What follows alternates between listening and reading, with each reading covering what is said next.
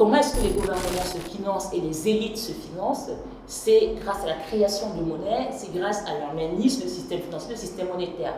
À la base, quand on a créé des gouvernements et quand on s'est dit en tant que citoyen, on va créer des frontières et faire allégeance à un gouvernement particulier et lui donner la possibilité de gérer au travers des banques privées, des banques centrales, la monnaie, on espérait que c'était pour le bien de tous. On se rend compte avec les crises financières à répétition qui ont finalement très peu d'effet, vu qu'aucun banquier ne part en prison, que cette création monétaire, cette gestion financière a mis au profit de quelques-uns, des élites, des grosses banques, des grosses entreprises qui sont en familiarité avec les gouvernements.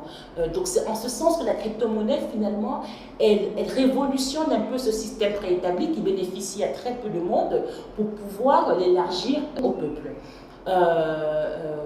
Ensuite, je pense qu'aujourd'hui, on vit une révolution, on va vivre une révolution qui me fait penser à ce qui s'est passé lors de la révolution industrielle. Cette révolution-là a permis la séparation de l'État et de l'Église. Si vous vous souvenez, vous reprenez un peu vos livres d'histoire, jusqu'à très récemment, tous les rois de France, les rois dans tous les pays européens, devaient être adoubés par une autorité de l'Église pour prendre tout leur pouvoir, toute leur autorité.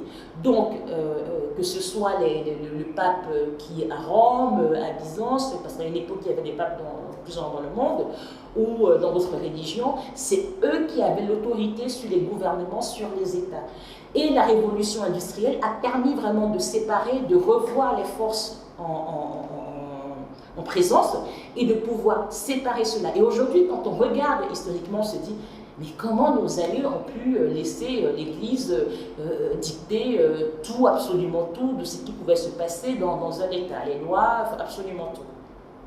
Aujourd'hui, je pense que si on se place dans 50 ans, dans 100 ans, nos descendants diront « Mais comment nos aïeux ont pu laisser la monnaie être gérée aussi par l'État ?»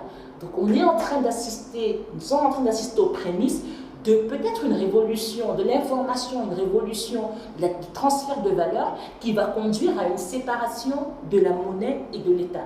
Donc ça veut dire que dans ce système-là, les gouvernements ont besoin de se réinventer. Et naturellement, en tant qu'être humain, on est assez réfractaire par rapport au changement.